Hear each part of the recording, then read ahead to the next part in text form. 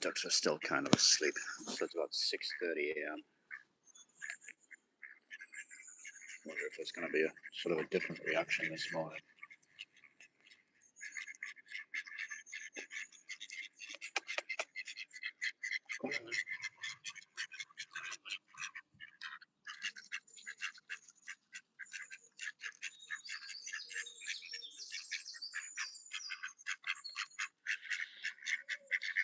See, it's funny that some of them are like, they'll peck the other ones and try and stop them from feeding because they want to feed.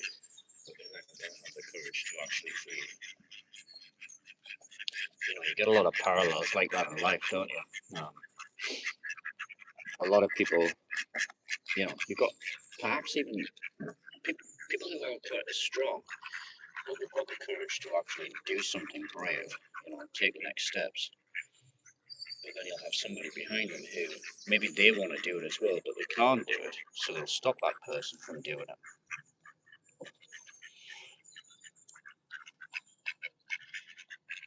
And this is the kind of thing you just see parallels in the animal kingdom.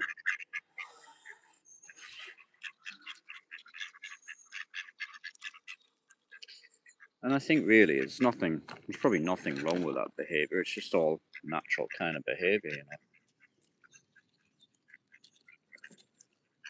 But if you're on the losing end of that behaviour and you don't want to be, then obviously you've got to make a change.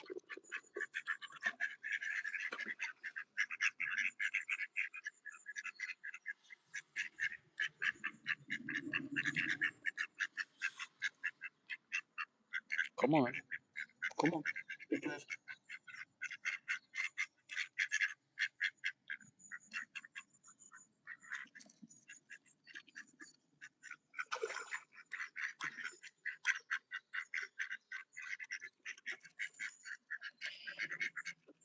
Yeah, what I've found is they go quite well for this seed. I give them some like duck and swan pellets, and they're pretty good for throwing in the water because they'll just float. But this stuff just sinks, so you kind of got to put this on the decking and stuff. But I like to feed them. I don't know if it's, you know, I enjoy it. I enjoy the connection and the bonding with them. You'll find some will come and feed straight away. They'll come running straight over. It probably depends on how hungry they are. Others will just mooch around for a bit and then maybe they'll come over later.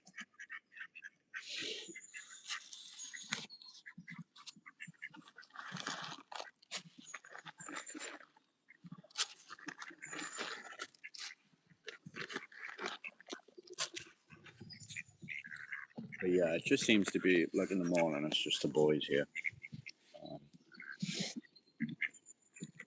It used to be probably just before breeding season. It was a pretty sort of a strong situation. You'd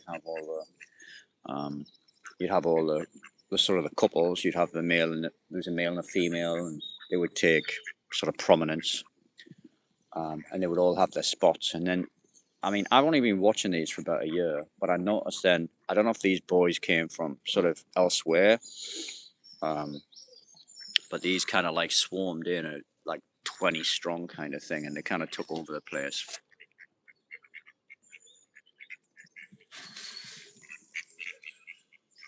And the pairs will sort of, they'll still come later on.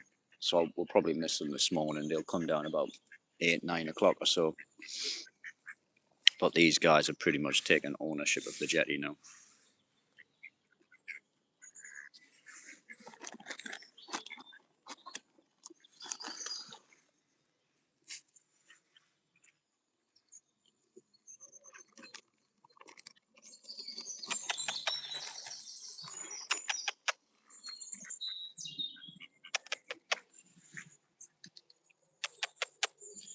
Probably won't see, but there's a little mouse, well, little rat just at the end of the jetty there.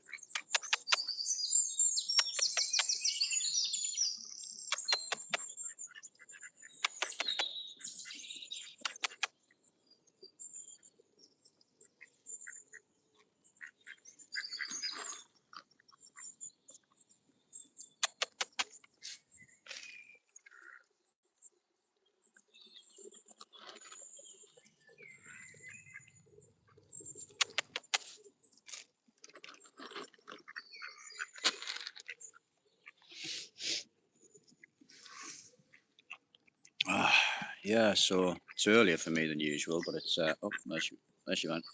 It's earlier for me than usual. So it seems quiet. It's a different vibe for me.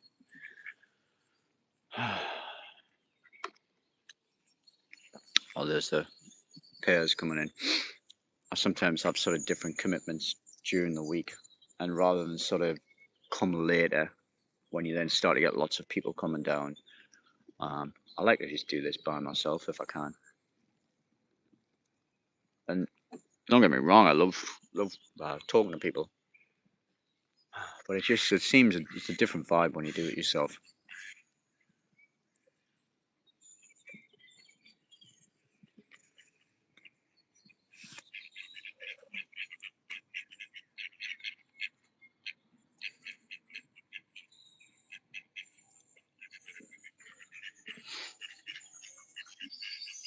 But it's interesting as these come in. Yeah, so he's obviously making room for him and his partner.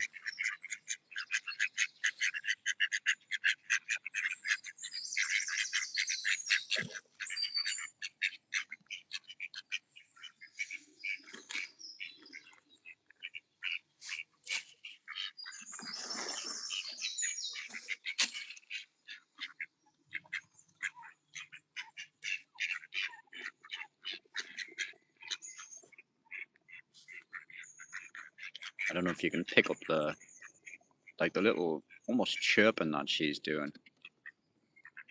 It's a beautiful noise. I only really hear the females doing. It's almost like a little sort of whimpering kind of noise.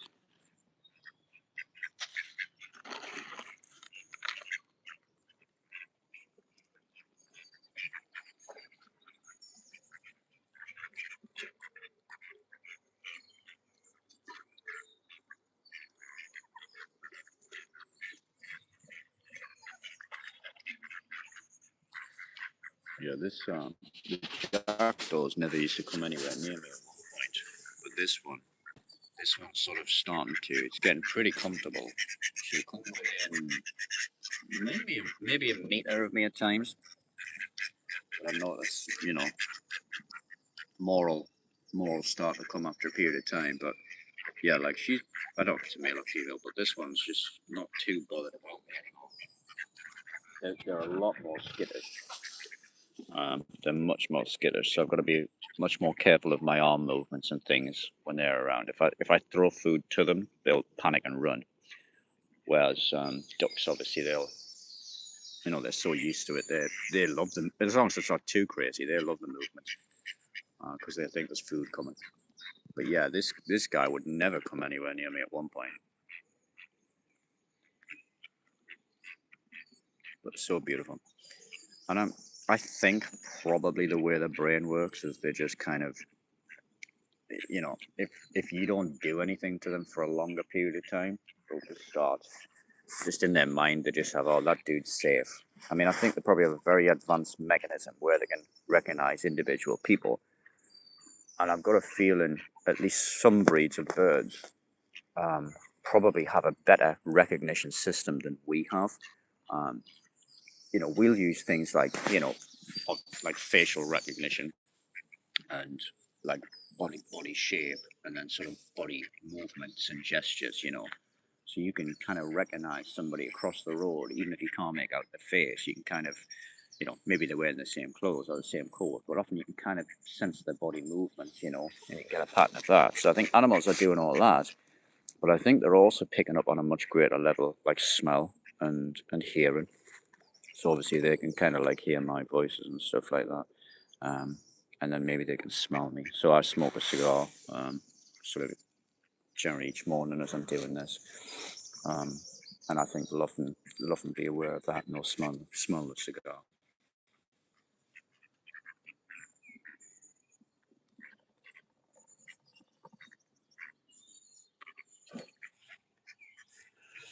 But I came across a Japanese professor, and he was doing some tests on birds, and he said that birds have like a definite sort of language, and he was testing, I don't know, sparrows or something like that, and he ran a lot of tests where he sort of recorded them, and he found like not only do they'll have like words for certain things, and they will all use the same word for that thing, and depending on what order they put them in, that conveys a different meaning. So these guys have got like language, the same as we do.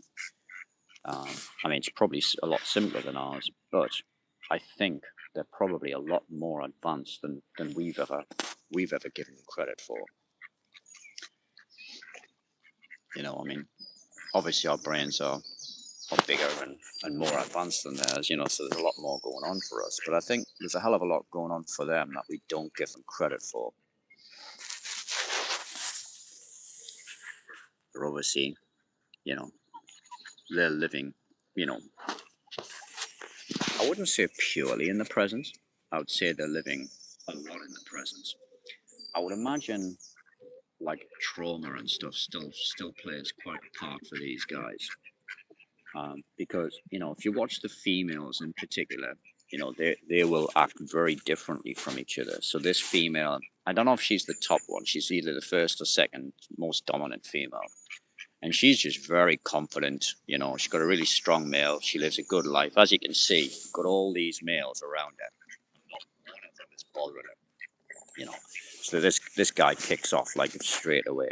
Now it's not to say that there isn't one or two in this group who could challenge him, but it's probably just not worth that time, because he'll put up such a fight. Whereas other females, their males are like a lot weaker. Even she'll fight them off. So right now, this is the language stuff that I'm talking about. So they're almost saying the same thing right there. So it's chilled out, But that noise they make, it's like a chatter. It's almost like a call to war. And if the others start joining in, then there's going to be a bit of trouble, But they're basically, I think they're just saying, look, back off. This is my territory. Get out of my territory, And they say that exact same thing, She's just repeating it.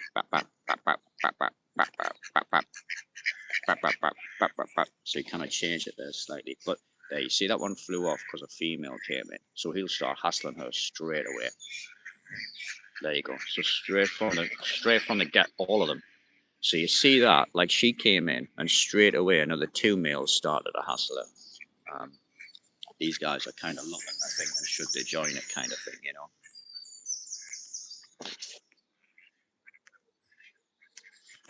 So she was treated sort of very differently than the other female just then.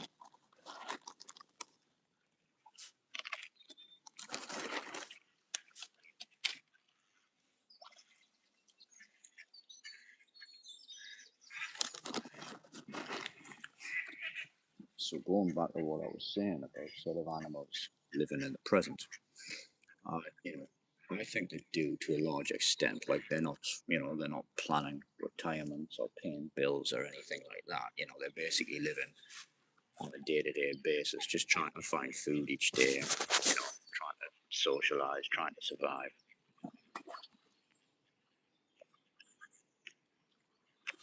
But I think things like trauma will take effect. So that bird we see there, she's very strong, very healthy. Probably not a great deal of trauma. Whereas that one, I'll have to see when she comes over which one it is. But she's probably had a lot more trauma, a lot more abuse from the other male birds and stuff.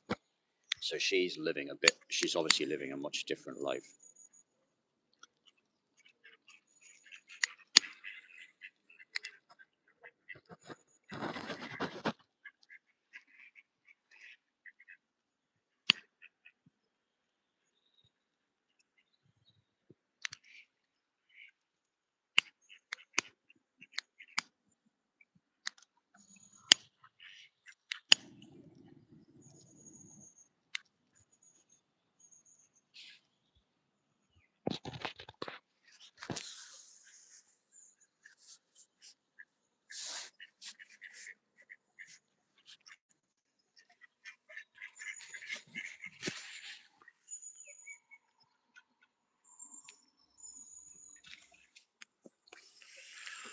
It's taken me a while, but I've started being able to sort of recognize different birds, and it's simply more, but because of like the um, just the different markings, the different scars, the different sort of imperfections or like injuries or something, the different coats. And like you look at these birds at first and everybody looks the same. I kind of felt like a racist bird watcher or something, like I couldn't tell the difference between any of them. But slowly, the more you sort of sit watching them, you start to learn differences between them.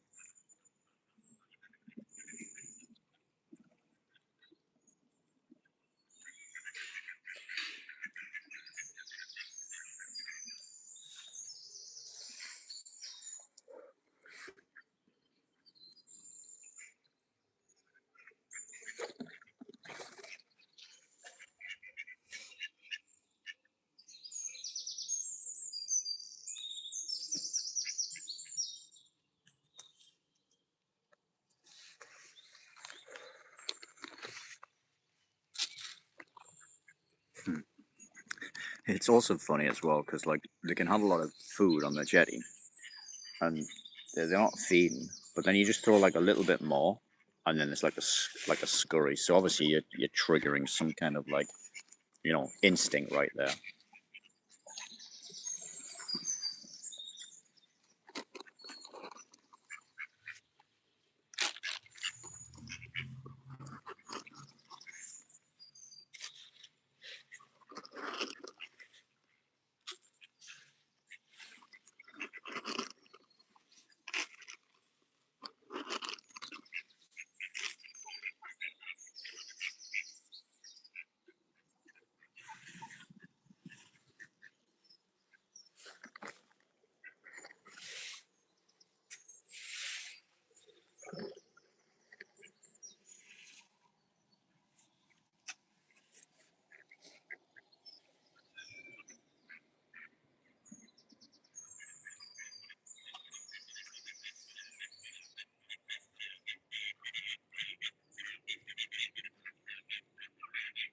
Oh, you see, it's kicking off again there. Look, so that's the same kind of thing when they're.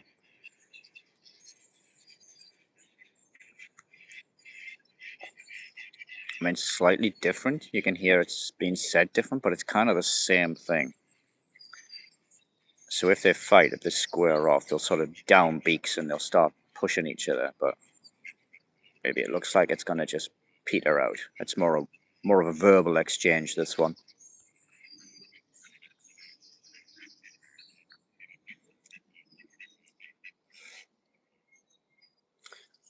But something I've noticed, like see on the faces of some of them, like some of them, their faces are sort of beautiful green, shiny things, and then other ones have got like a load of mottled stuff around their faces.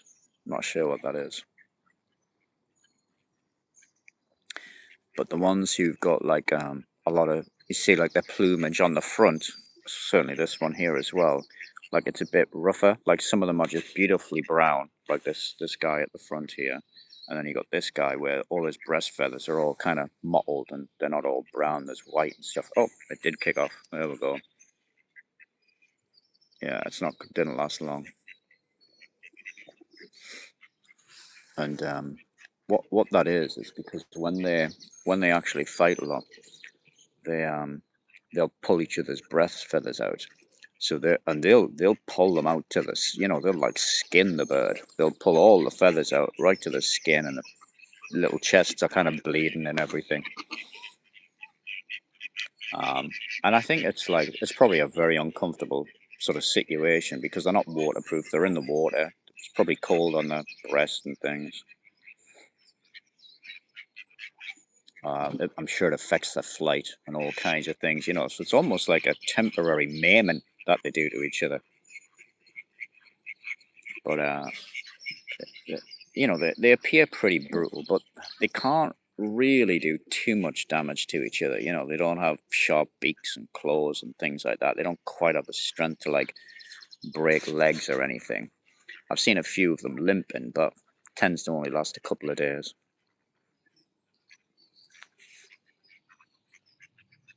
But these are beautiful, these jackdaws. And I think they reckon these are one of the smartest birds. Like the corvid family in general.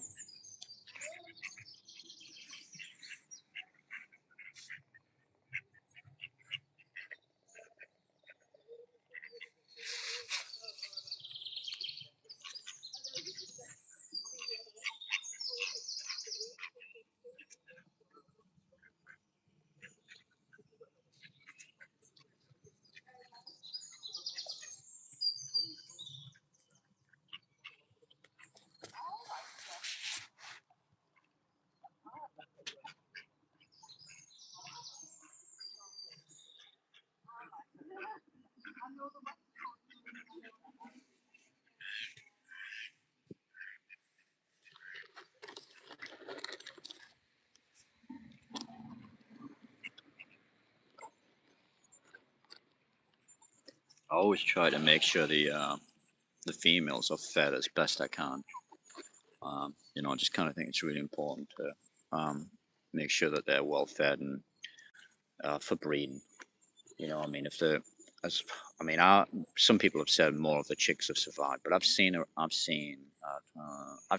21 chicks, but I've only seen so far three of them actually survive. Um, it was just a huge trout just jumped out of the water. I'm not a fisherman, but I reckon that was a good, let's see, like 9 to 12 inches. You get some really big brown trout in here. Oh, there's a heron. I don't know if you can see the heron. I got him in shot just going over the bridge there. He's a beauty. He's also actually quite tame. I've kind of sat quite close to him on the bank one day, and he just, he kind of, he gave me a glance, but he wasn't really too worried about me. But apparently they'll take the rats, um, and apparently they take them and then they drown them, which kind of I was thinking, why would they do that? Why don't they just swallow them? But I was thinking about a rat will probably chew its way out of the stomach, wouldn't it? So probably got to kill them first.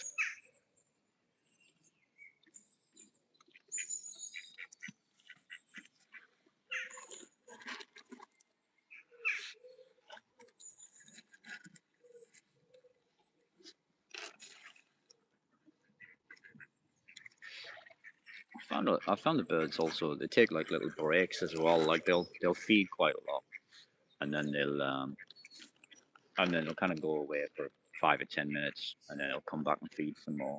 So I don't know if they've got a really fast digestive system or something, or if maybe it just kind of settles down in the stomach a little bit.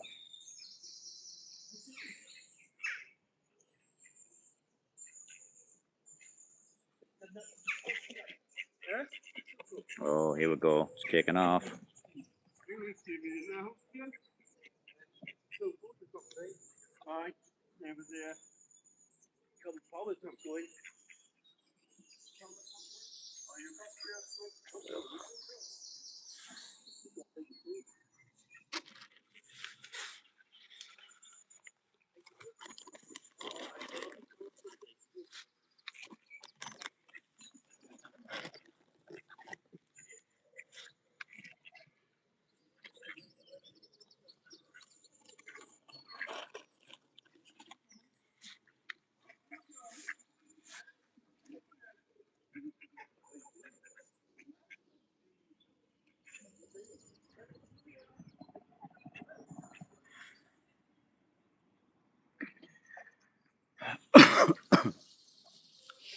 For me, I like to sit down here about if I can get at least an hour a morning, I feel good. Some hour and a half, ideal. Sometimes 2 hours if it's really nice sort of weather. Maybe I get chatting or something.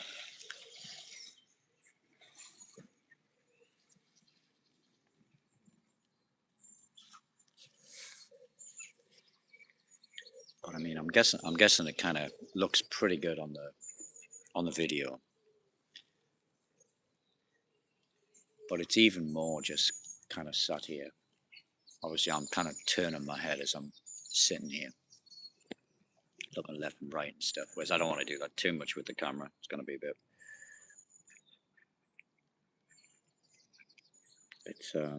bit dizzying for you guys.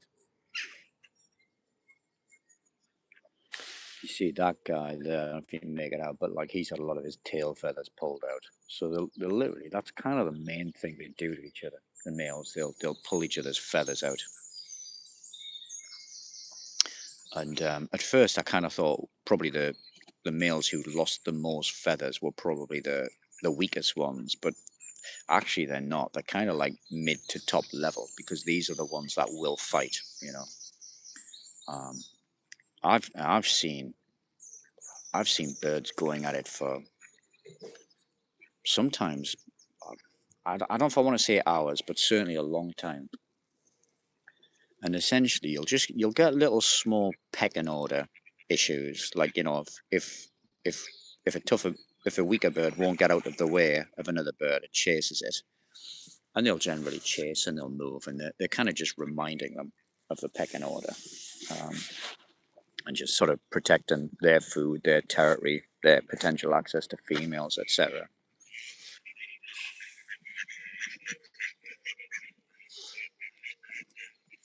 But if it's like a close match, that's when you can have like a bit of a longer scuffle. Might last 5 minutes maybe, or something like that. But if you have a male who's challenging another male for his female, then that can go on many hours and days and on and on.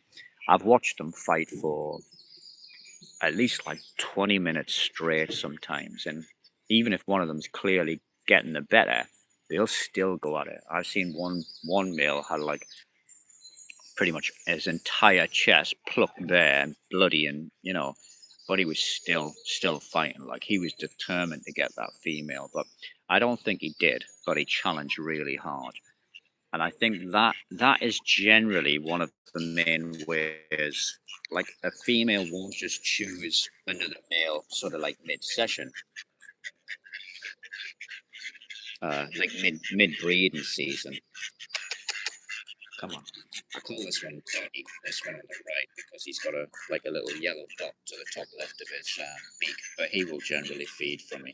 Come on, Sonny. There you go. There you go. He was one of the first males, I think, who fed from me. But he's a bit skittish, like some days he will and some days he won't. Maybe it depends how hungry he is. But if you see, a lot of them have got this, like, you know, almost where the feathers sort of disappearing, like around the eyes and stuff, you know, it's like I don't know what to call it, like a mottling, or, you know, almost as if they've got like conjunctivitis around their eyes. But it's not just an eye thing, it goes around the beak, so maybe it's the saliva, the conjunctivitis, I don't know. Maybe they've got some kind of infection, or just, who knows, maybe it's just a natural, could be an aging thing. Yeah, maybe so. Yeah,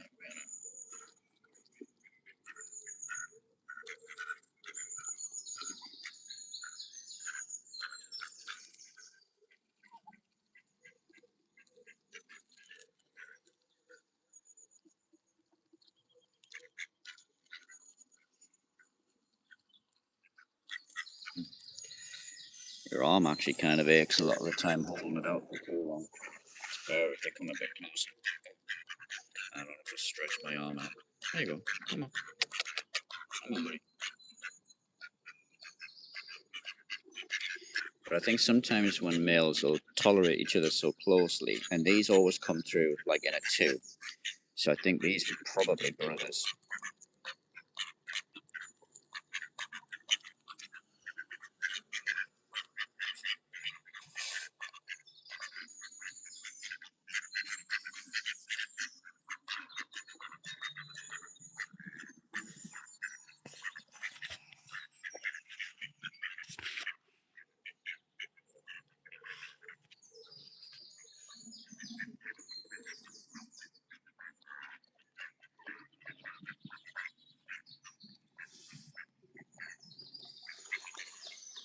I'll try and feed this female a bit more at the back. that I'll watch, because if I throw them too much, then these might jump in and chase them off, or the other guys might as well.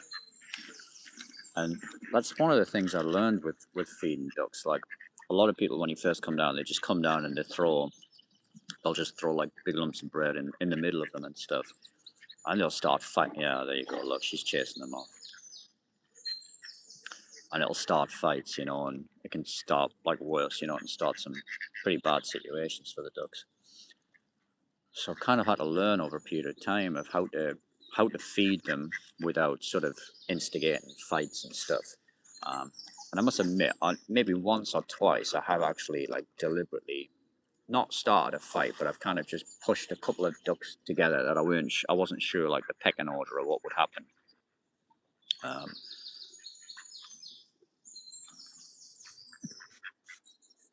just more to sort of kind of understand the situation, but it's not something I've done. If I've fed them 5,000 handfuls, maybe I've done it twice. But yeah, a lot of the time, if you come down and just throw like big loads of bread in amongst them, you're gonna get a lot of fights and stuff. So you got to kind of, you know, be careful how you're feeding them if you don't want them to fight. And a lot of people, they won't understand. They'll be like, oh, they're fighting over the bread and stuff. And yeah, they kind of are, but they're fighting because big lumps of it have gone all in the same area. Whereas you've got to kind of understand that there's little groups within the group, and there's pecking orders within the groups.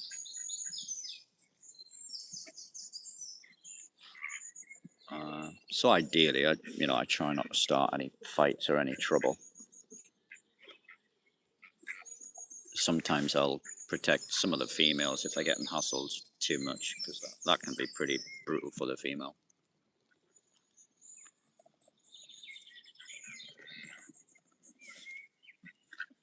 Sometimes the females will like solicit males, and they'll take them on like flying sprees, and they'll work out which duck's the fastest and the strongest and stuff, and then they'll probably make the selection. But I think that's the older, more um, more confident ducks who'll do that.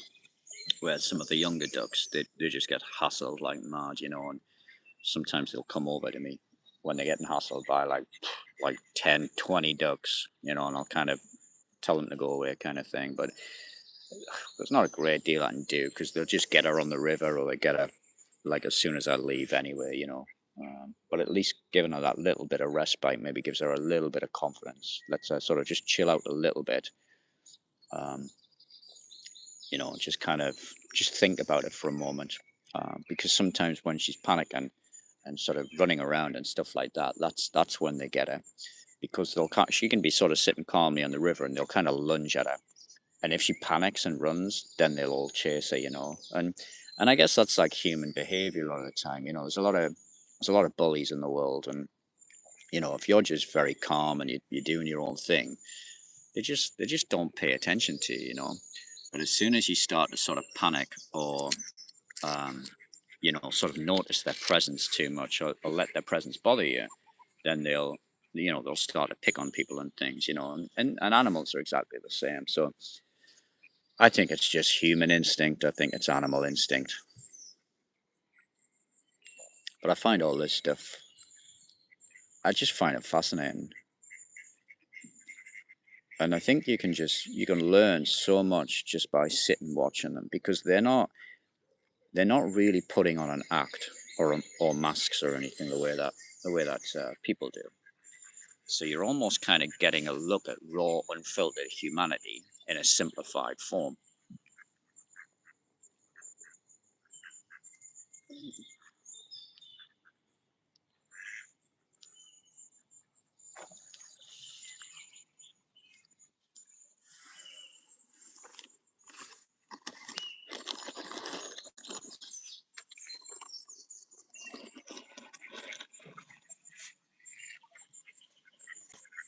Are you hungry? Well, this is interesting, because I noticed like some of the males have like a blue beak. And I went online. I don't often go online. I just try and learn about them myself. But I went online to try and work out what it was, and nobody seemed to know. And a lot of people were saying that it's like the result of crossbreeding. or something like that. But I don't think it is. I think it's just a variation within the species. But I think it could also be like a fading, because there's a few ducks here, and a few of them have got them. Like he's got an almost blue beak, but I think it's just where the pigment fades. You know, the same way it will in human eyes and you know human skin sometimes.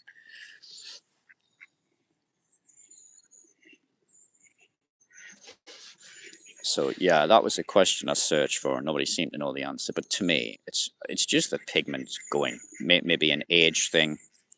You know, may even be a wear thing. You know, like maybe the maybe the pigment is only one or two skin layers deep, and the more they fight or something, it wears, and maybe it doesn't come back very fast. But yeah, I don't think that it's anything to do with crossbreeding. Okay, so look. So there's a little bit of a challenge. So that guy there, he's trying to kick off and challenge a few people. He's trying to like assert his authority right now. This guy behind him is prepared to back him up if needs be.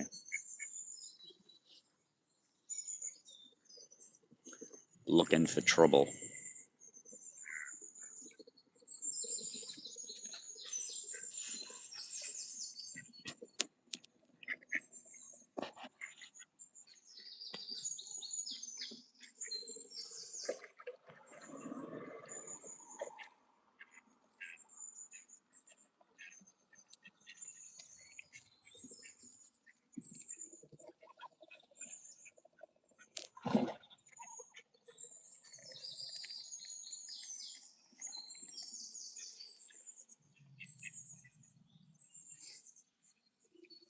I think the jackdaws are particularly beautiful. Very, very elegant, streamlined.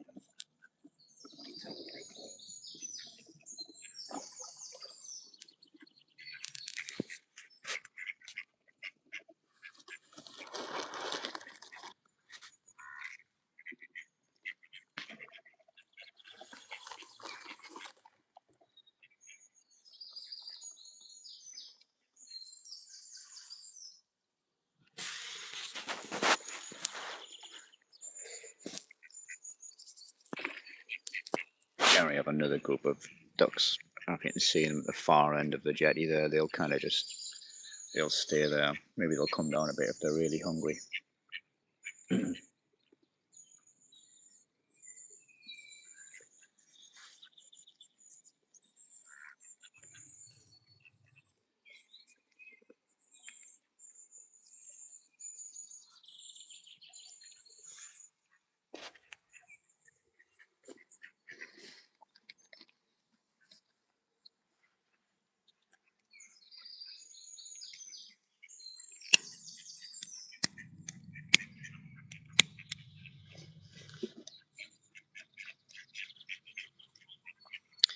Yeah, it's about 7:15 in the morning.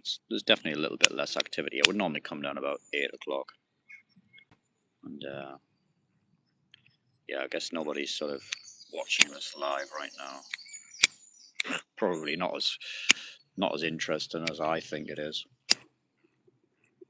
I think you probably have to be here to sort of really understand how nice it is.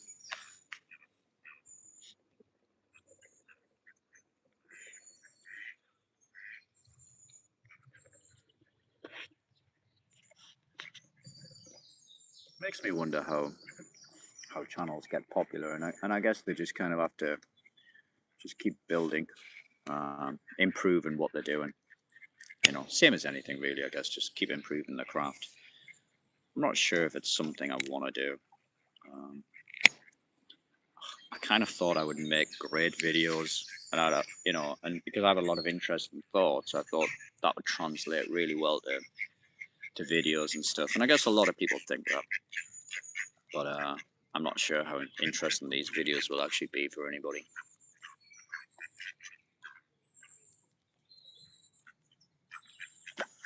And that's the thing. I mean, I was talking to this guy last night, not here, somewhere else, and he was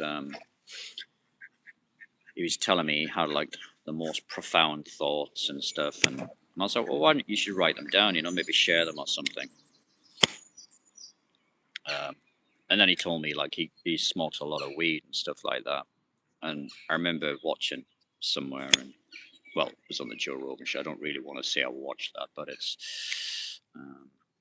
was on that. I kind of dip in and out. You see it in your shorts and things sometimes. I used to watch it a lot, and it's good. It's obviously a great podcast. But I remember something was said on there to the effect that weed actually has the effect of making you think. You have very profound thoughts, and this guy said they were like deeper than anybody could ever imagine, kind of thing. And I was like, oh, like, can you give me some examples and stuff? But he couldn't really recall any. I said, well, you should write them down. And he says no, like they're very unique to him, and But anyway, but I think it's funny, and I think sometimes we probably think we're more interested than we are, and I probably fall into that category as well. I think I've got a lot of unique thoughts and ideas, but we probably don't. You know, we've probably got a unique, blend of thoughts and feelings at any given time, and obviously experiences. We're all very unique. Well, whether any of us are really sitting having sort of deep, profound thoughts that nobody else has ever had, I doubt it. Nobody else will have the same combination of thoughts as us. But I don't think I'm sitting here having any unique thoughts that nobody's ever had before. I seem to have a lot of unusual thoughts that nobody around me seems to have. But I always bump into other people who've gone down exactly the same sort of thought patterns as me.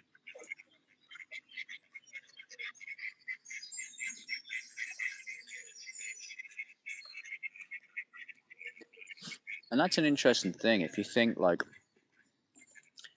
your thoughts aren't as good or as important as you think they are, and if you've identified with a lot of thinking, I do a lot of thinking in my work and stuff, so there's obviously I've obviously got a pretty decent level of it. But if your thoughts aren't as great as you think they are, then, what is there to do? And that's where kind of procrastination and stuff kicks in. And I think sometimes you just gotta do a bit of thinking, but then just limit how much you think, and I think you've got to be instinctive about things, and you've just got to think like, what does something mean to you? And it's not that it's any necessarily better or worse than anybody else's thoughts, but I think you've got to honor yourself, and you've got to think, what is important to you? What do you think? What do you believe? And I think you kind of have to follow that.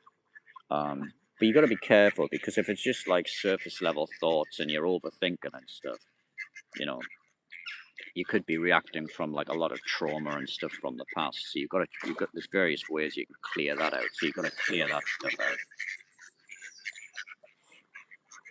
And what I've done over the years, I used to be very impulsive and thought I knew everything. So I try to, do as much as possible and go down so many different lines of work and thought. But what I do now is I try to slow down as much as possible. I try to say no to as many people and as many things as possible, which might sound a bit silly. It's not like I'm like just turning down life, but I'm just not running down rabbit holes anymore. I'm not sort of I'm not just doing things because I get the idea about it. So I sort of really take my time and go slow on it, and I think, is that something I want, or is that something that makes sense to me?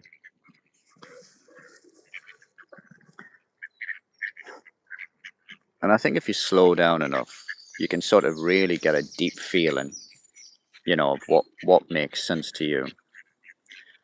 And over the last few years, that's kind of what I've done. And I've always had an idea about where my life should be and how it should come out, but I've never really been able to pull that off until I started to slow down. And like coming sitting with the ducks helped a lot with that. And I kind of would get ideas of how I pictured my life, like what I wanted them to be. But I can never really kind of make that happen.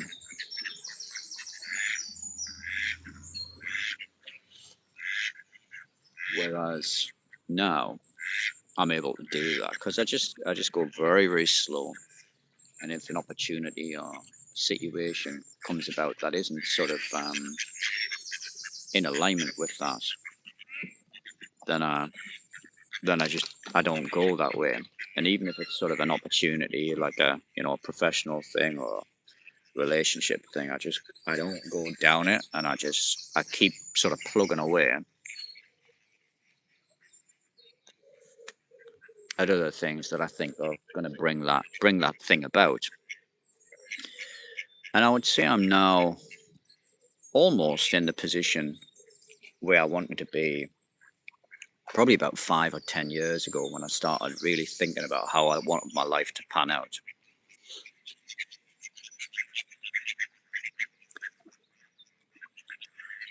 And it's funny because I think if you want something, if you want your life to go a certain way, you can you can make it go that way. Some people talk about manifesting and stuff like that. I don't know. I think there's obviously a practical level to things, and I think it's just taking your time and slowing down. And it sounds crazy, but the slower you go, I find the faster your life actually changes.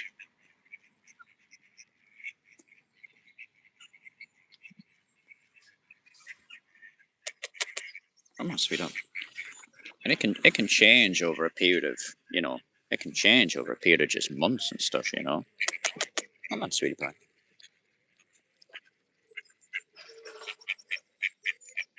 Yeah, this female, she'll often feed with me.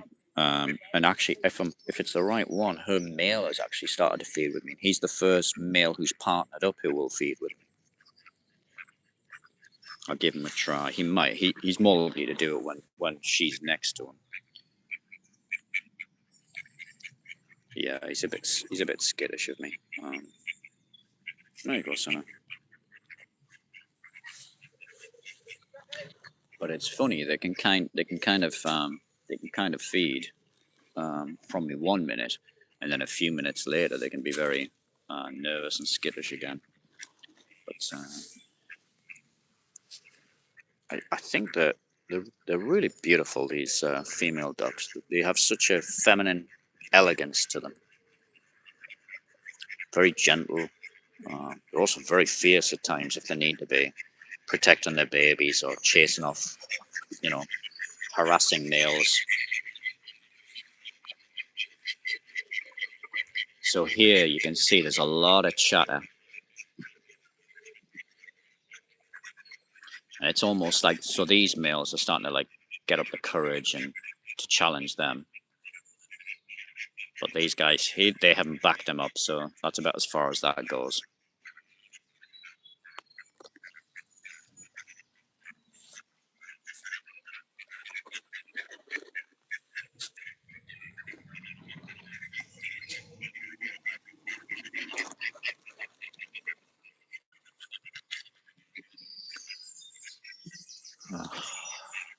Yeah, so if anyone's interested in the like what I feed them like floating duck and swan pellets. They're pretty good on the water. I buy them in big, like 15 kilo bags, but I probably feed them about, I don't know, 2, 3, 4 kilos a day. Um, maybe two on average. So I spend a lot on the bird food. I was thinking about approaching like a wholesale supplier and seeing if I could buy like 100 kilos at a time or something. But knowing me, even though I've been doing this for years, I'll like buy 100 kilos and then the next day I'll I'll decide I no longer want to do it and I'll be sat with 100 kilos. So I think what I'll do is I've gone up to 15 kilo bags. I'll maybe see if I can buy like a couple of bags at a time or something and just build up that way. And I find that's a better way of doing things, just gradually building up.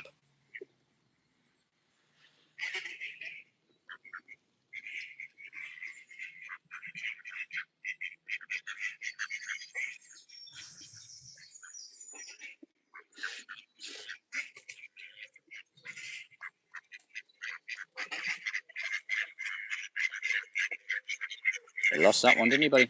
Hmm? You're hungry? Go on. Here.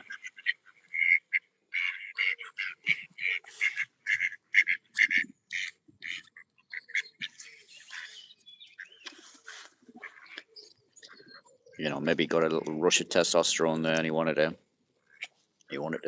you know, flex a little bit.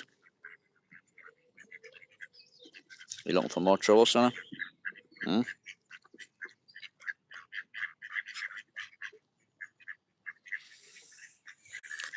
I found occasionally, like, if I come down, it's a bit more relaxed. The females will, sometimes I can actually stroke them and stuff. It's really nice.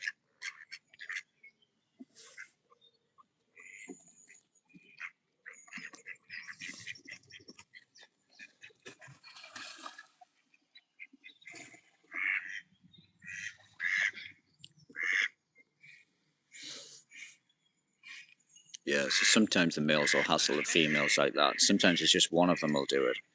Sometimes it can be like 12 of them will go after the same female. That's pretty rough. And when that many go after her, they generally catch her.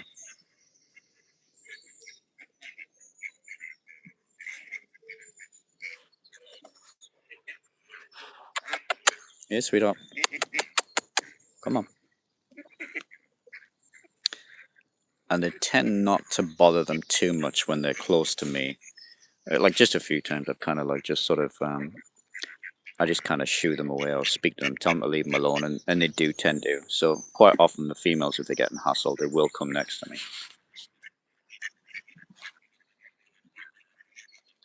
So this guy's having a think about jumping up there. Just don't do it. Don't do it.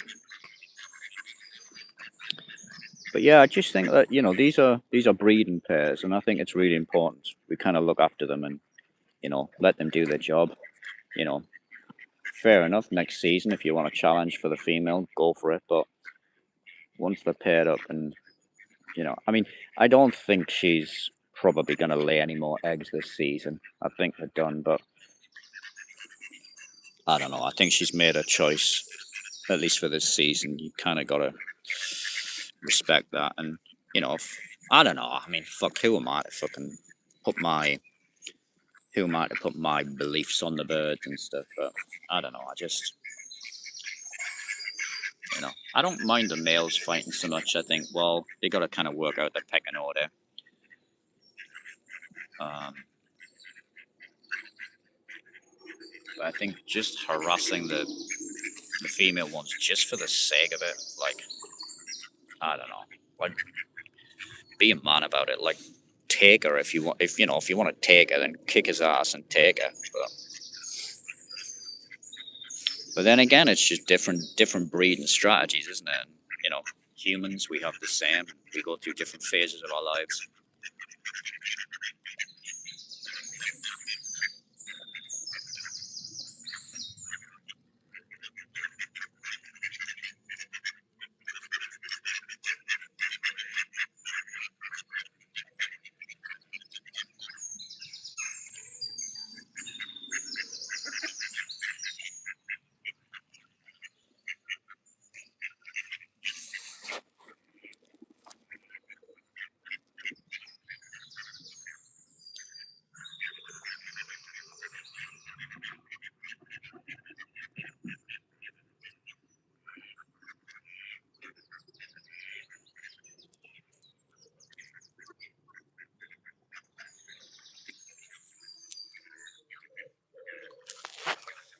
Little brown trout just jumped out, maybe 3 inches.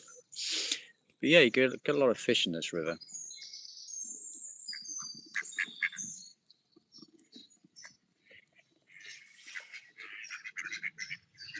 A lot of fishermen come down here and they catching a lot of fish. You get some, I think you get some sea salmon, a lot of brown trout. I think you'll get like little sticklebacks and minnows, is it, or something like that, you know.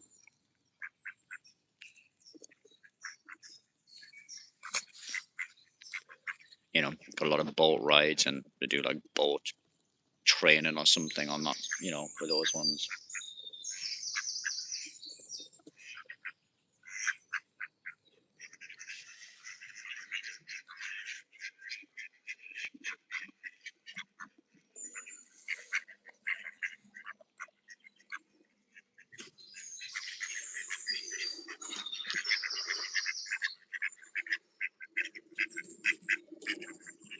quite often they'll kind of like the certain ones who will feed, and they'll kind of come up to me and like look at me and stand for a while. Sometimes they'll even come behind me and like peck me on the back, and I kind of turn around and they want fed.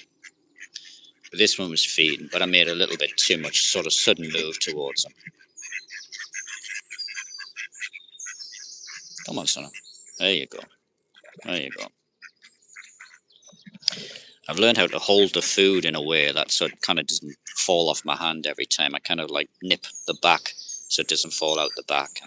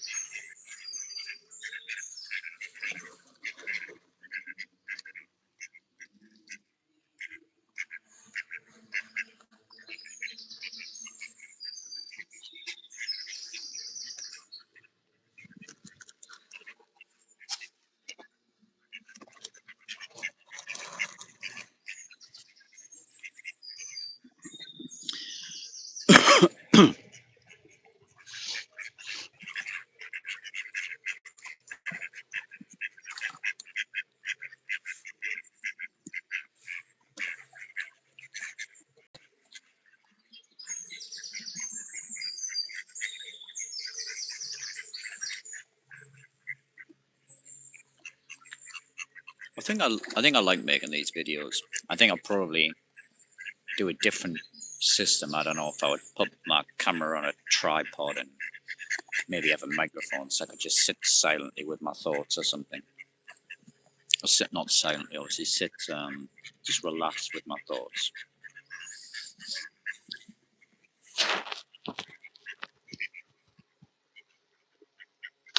And I think that's what I do. I come down here and just process some stuff.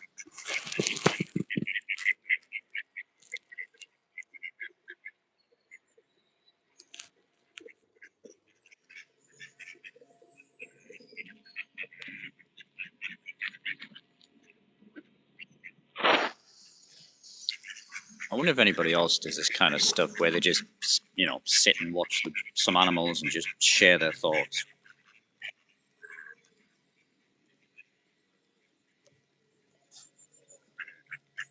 If anyone knows any channels, anyone doing that, let me know. Drop it in the comments or something, and let me. I'll give them a watch and just see what they do.